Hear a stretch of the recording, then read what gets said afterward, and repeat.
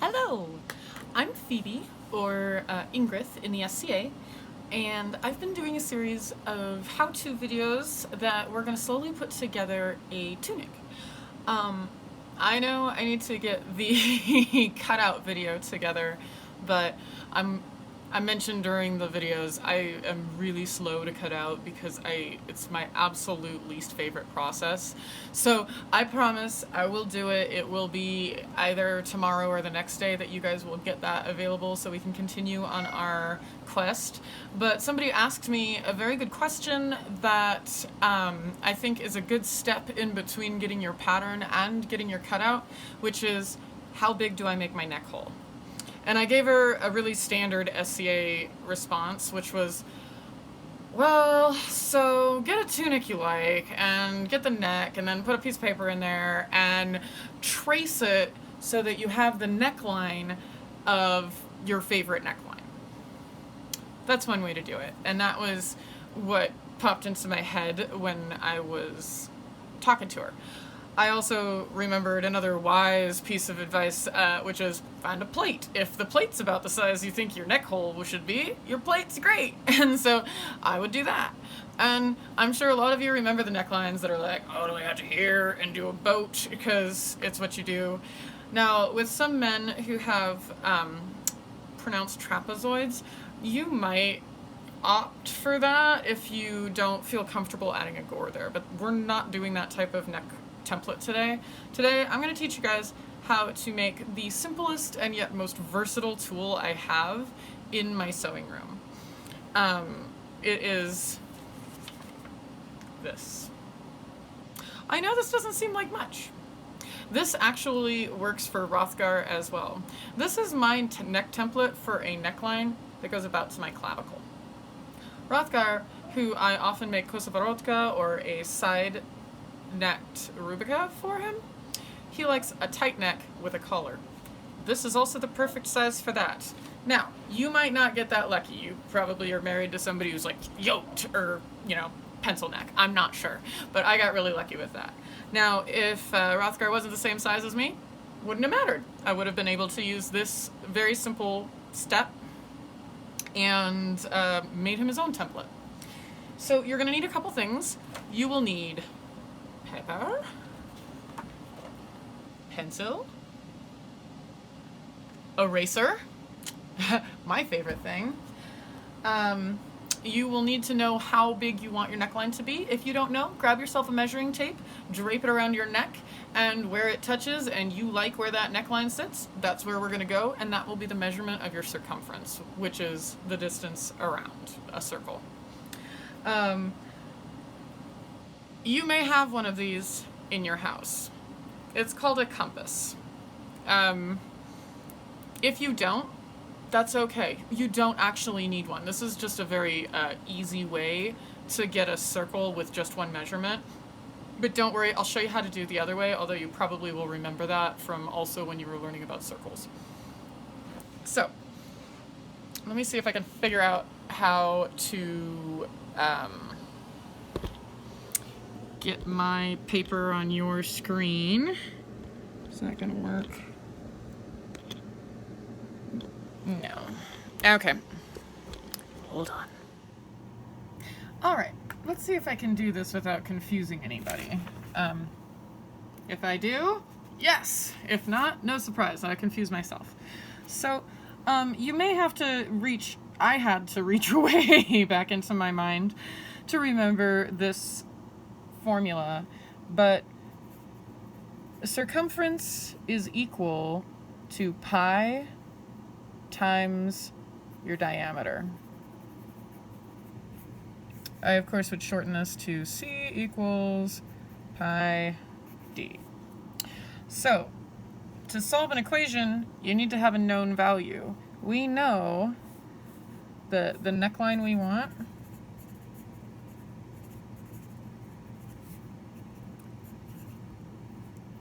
is not 12. Told you, eraser.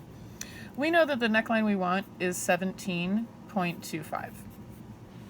So that means that 17.25 2.25 is equal to pi times the diameter.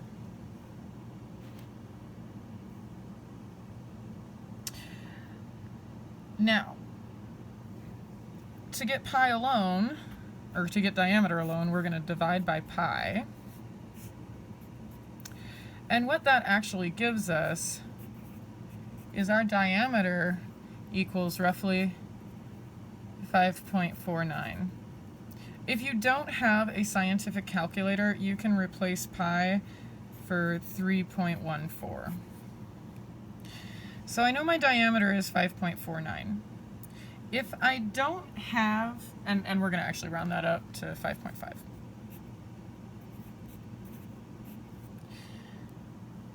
If I don't have my compass, I would actually use the diameter.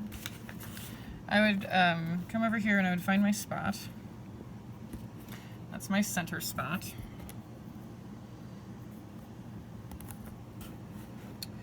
And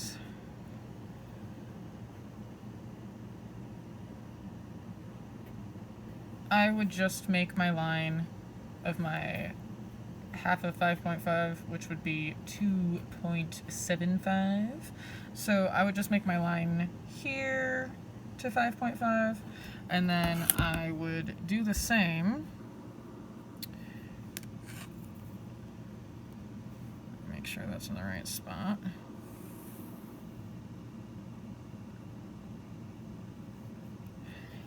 And I would actually just make measured a star and draw around it.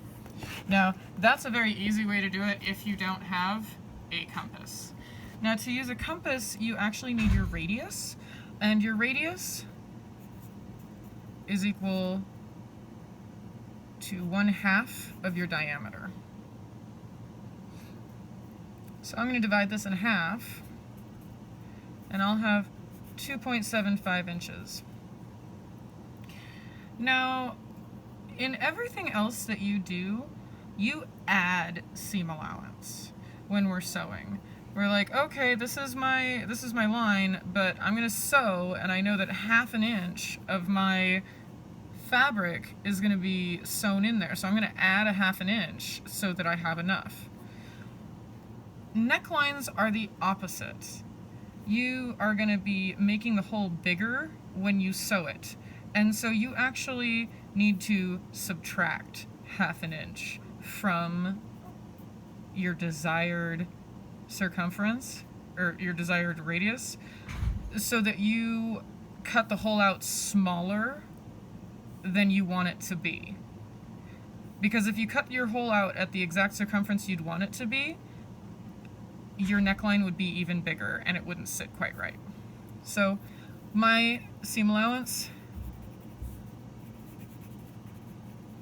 is always 1/2 inch. It's easy for me to remember. So we're going to subtract this 1/2 inch from the 2.75, and that will give us a radius of 2.25 inches. Now, if you have a compass, you might have a fancy version that has a ruler here, and you can just set that. I don't have that. I have a old school, I probably got this from Goodwill, but it's really awesome and holds really steady. So what I'm going to do is I'm going to measure out 2.25 inches on a piece of paper, and then I'm going to take my compass and I'm going to put the point in at one end of my known line, and I'm going to make the other one get to where I'm going.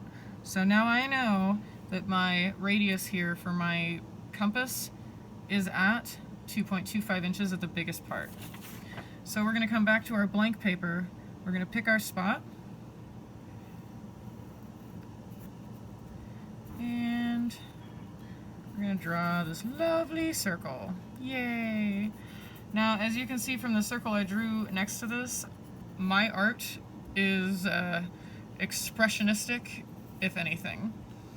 I strongly suggest you spend a couple bucks and get one of these, but if you can't afford that or you can't leave your house, like I said, you can just draw a bunch of diameters crossing at the same point until you have enough to connect it together into a circle. But I like this way better because, well, it's prettier. So now I have a total template for my neck hole. That's exactly what I want. If I use this template, give me just a second here.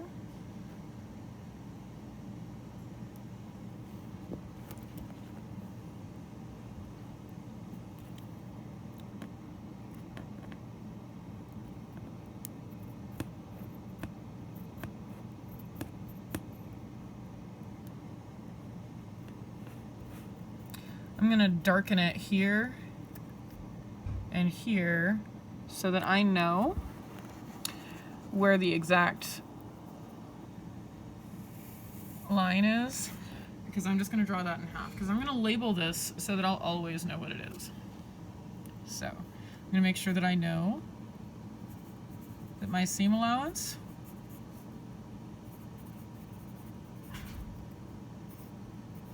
is 1/2 inch. So this is mine. So I'm going to label it. I'm going to put my diameter is 4.5, or sorry. My diameter should be 5. Let's check. Oh no, it's 4.5. I'm not crazy. Okay, my diameter is 4.5 inches because I had to take off 1/2 inch on this side and 1/2 inch on this side. So now I know how wide this is. I also know that the exact center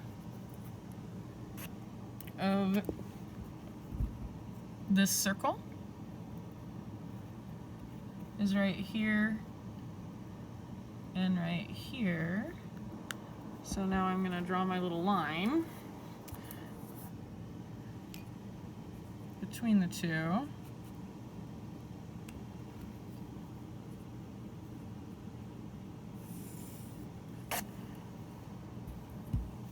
Looks a little wonky from the angle I've got you recording at, but it's in the middle. So what you're going to do is you're going to make your little lines here to let yourself know that this is your center front. And I make these little triangles because I line them up with the creases that I iron in, and I'll show you that when we cut out. So these are just going to be guidelines for your eyeballs. You've seen them before in McCall's and Simplicity Patterns, and I'm sure that they use them correctly and use the great terms for it, and I don't. So, whatever. Now, if you've ever used a neck template before, you may have decided that you needed to line it up at the very center of your neck template and the very center of your fabric body. And so you're like, yeah, this is the center of my fabric body right here, so I'm gonna do this and I'm gonna get it right in half and it'll be exactly half. Well, if you do that, you're gonna have a really big half in the back, and that's how you get sunburns and such in the back of your neck. So what you actually want to do is the ratio you generally are going for with a neck line, and you can figure out your own if you don't like it, is about a 1/3 in the back, 2/3 in the front. So this is my front. I want this one to be, this half of this circle needs to be bigger than that half. So I'm going to measure down and figure out what thirds of my circle is going to be anyway. Sorry, I suck at this game.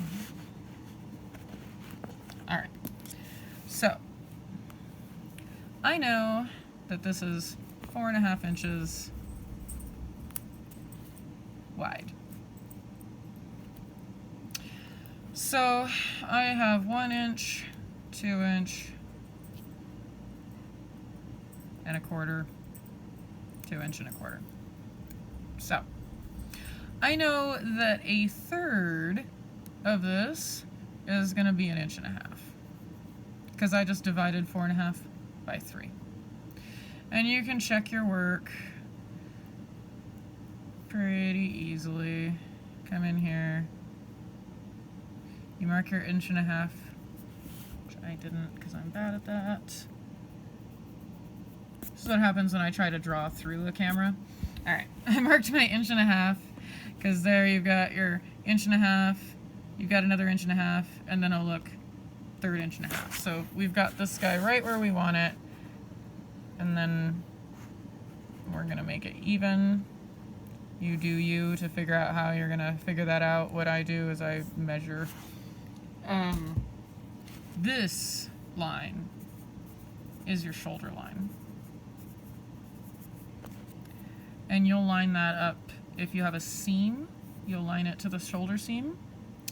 And if you don't, you'll set up this center in the middle of the fabric where the neck hole is supposed to be, and you'll cut out around it.